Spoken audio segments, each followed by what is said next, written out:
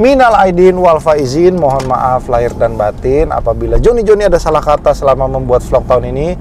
Semoga dimaafin ya. Anjay.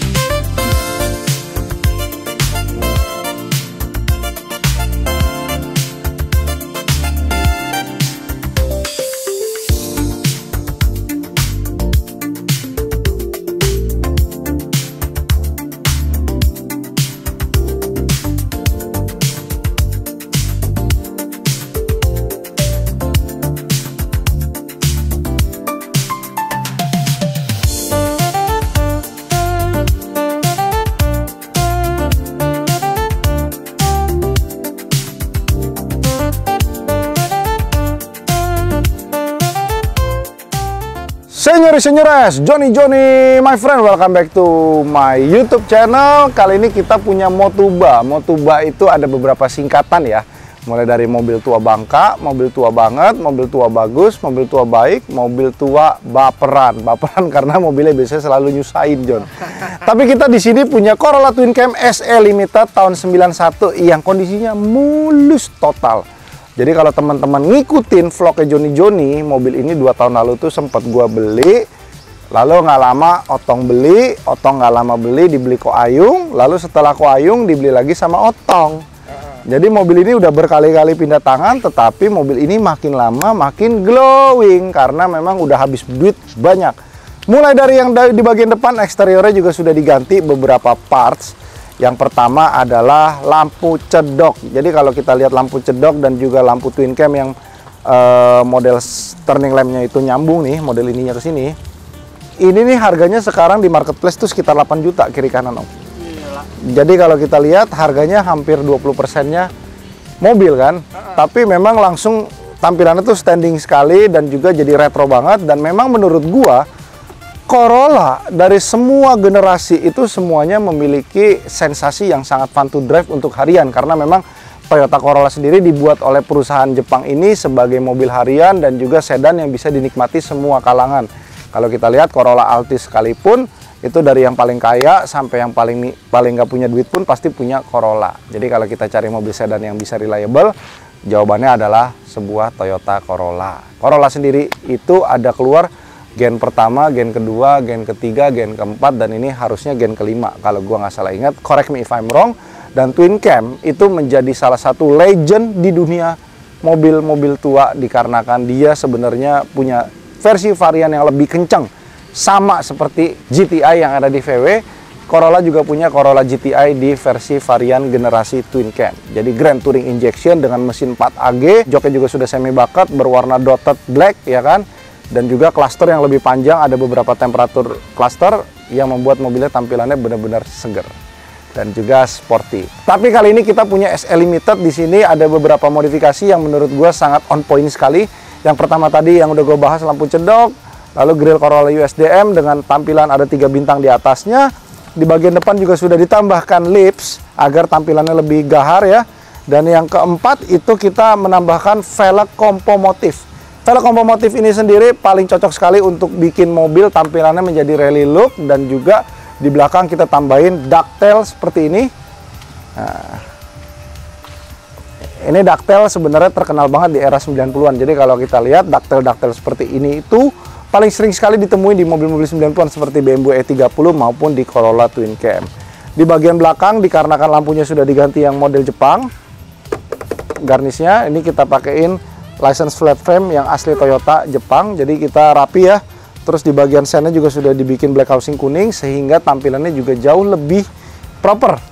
Nah kalau kita lihat di bagian knalpotnya sendiri juga sudah diberesin semua, yang tadinya kropos sudah diberesin, dan juga dia punya dual exit, jadi ada kayak model cincinnya ke depan gitu yang membuat suara tampilannya lebih garing. Nanti akan kita coba test drive. Dan memang mobil ini di bawah 100 juta kayaknya tuh proper sekali untuk dipakai buat hari-hari.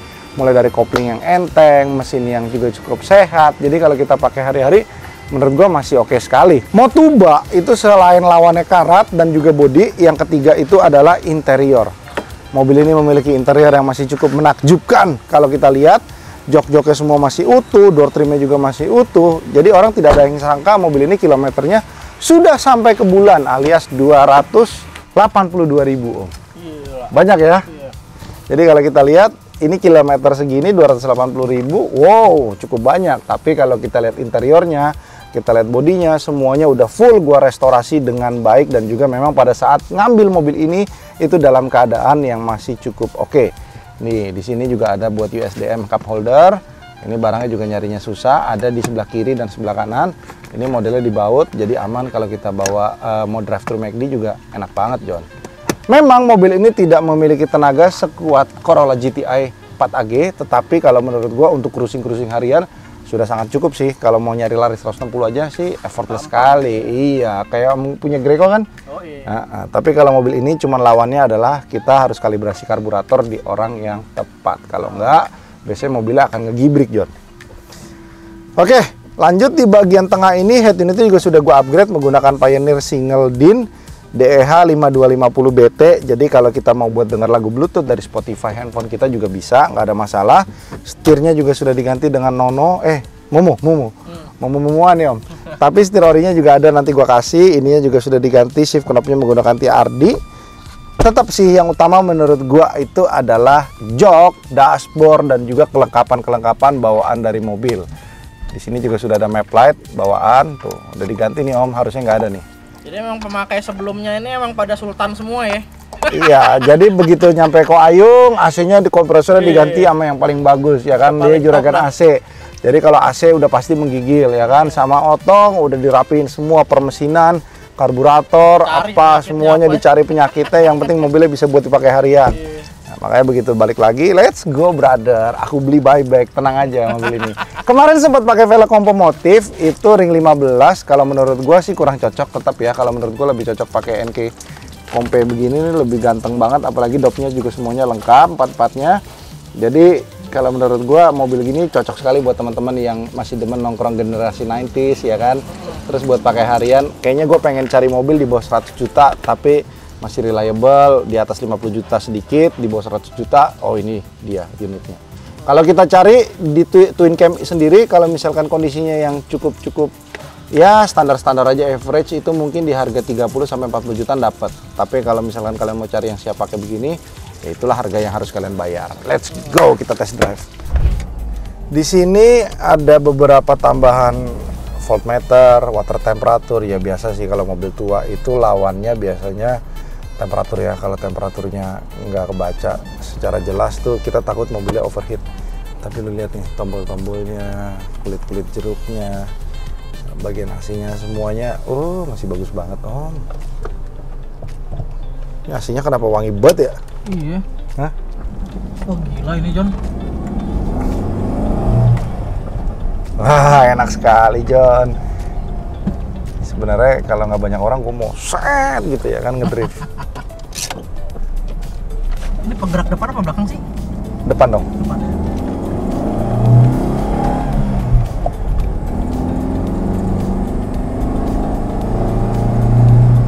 Tenaganya sih nggak kalah sama Maestro gue ya Om. Oh ingat waktu Ko Ayung bawa mobil ini ke puncak, dia bawa ini kan? Oh iya, waktu kita konvoy ya. Kenceng banget John. Asli. Ngejarnya aja susah John. Susah.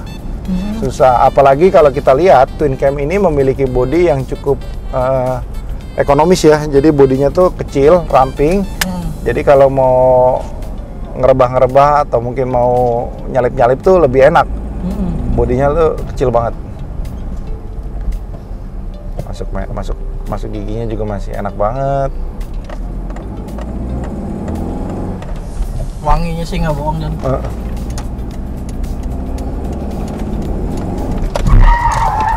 Anjay. Itu gimana cara John? Ajarin John. Jangan ntar ditangkap satpam John. Jadi dulu anak gue tuh waktu gue masih punya twin cam om, dulu gue sering aja kan kalau nggak naik yang ini, gue naik W124 yang E220 Matic Silver. Anak gue tuh demen banget begitu naik ini. Karena kalau gue ajakin ke Pik 2 buat tongkrong atau buat pergi-pergi, itu tuh gue suka, kan jalanan sana masih kosong om, aspalnya juga masih pada bagus kan. Gue buat ngesot-ngesot, dia demen banget, anak-anak gue demen, ayo papi lagi gitu ya kan. Gila ya, asik ya. Asik dong. Sepertinya gue pulang malam ini bakal naik twin cam nih untuk mengenang masa-masa kejayaan sebuah twin cam. Jadi kita kalau namanya laki-laki om, ada duit lebih, kita beli mobil-mobil begini tuh kita seneng om, ya kan? Tapi jangan sampai kita beli mobil itu, mobilnya sampai harus bener-bener ngabisin waktu lu. Jadi kalau bisa lu beli yang kayak gini nih, paling enggak lu weekend cuman keluar gua mau ganti lampu. Buat beli bakmi yang apa. Jadi PR-nya cuman kayak ganti oli, ya yang enteng-enteng aja lah gitu ya kan. Jangan lu harus restorasi body, ya kan. Capek John. Turun mesin, lebih baik lu beli mobil begini, duitnya nggak kemana-mana. Mobil ini nggak mungkin jadi 10 juta om. Kalau jadi 10 juta mah kebangetan, bener gak? Kecuali lo tinggal di negara Singapura yang memang mobil tua itu pajaknya mahal. Kalau di Indonesia pajaknya juga murah kok. Gue cek nih harga pajaknya ya. Katanya sih kalau mau enak pakai mesinnya Kijang nih. Ini 4A2 mesinnya, AS92, iya 1600. Pajaknya itu 549.000. Wah, murah banget, lebih murah dari Greco. Greco lo kan emang murtad pajaknya om. Keren sih Ko Ayung bawainnya sih, nyetel banget loh. Mukanya tuh muka oldies gitu kan. Iya, nyetel sekali sih Ko Ayung. Kalau Otto nggak cocok naik gini om ya. Ko Ayung nyetel sekali. Iya, Otto mukanya terlalu mewah naik twin cam. Tapi memang ada beberapa hal yang masih gue penasaran. Gue pingin banget punya sebuah twin cam. Basicnya tuh GTI, warnanya merah, pakai pelek Sparco 9, pendek, ya kan? Mesin 4AG ya? Mesinnya 4AG, tapi diganti 4AG blacktop. Wah. Itu giginya sampai 6 nggak sih? Tambahin turbo nggak? 5. Gitu ya kan? Asik sekali John.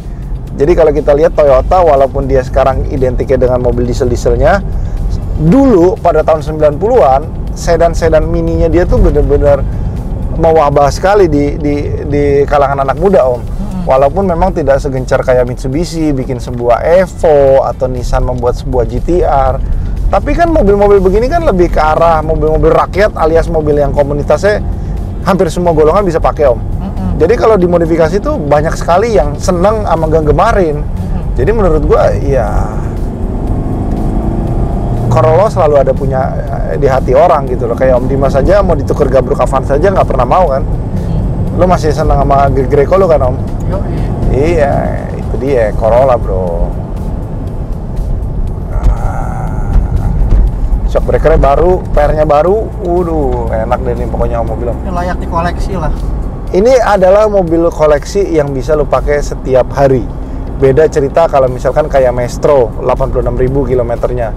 Lu mau pakai sampai 100.000 kan mobilnya bukan jadi antik lagi. Ya kan? Kalau mobil ini kan lu masih bisa pakai harian, orang kilometer juga udah tinggi, ya nggak sih? Gitu.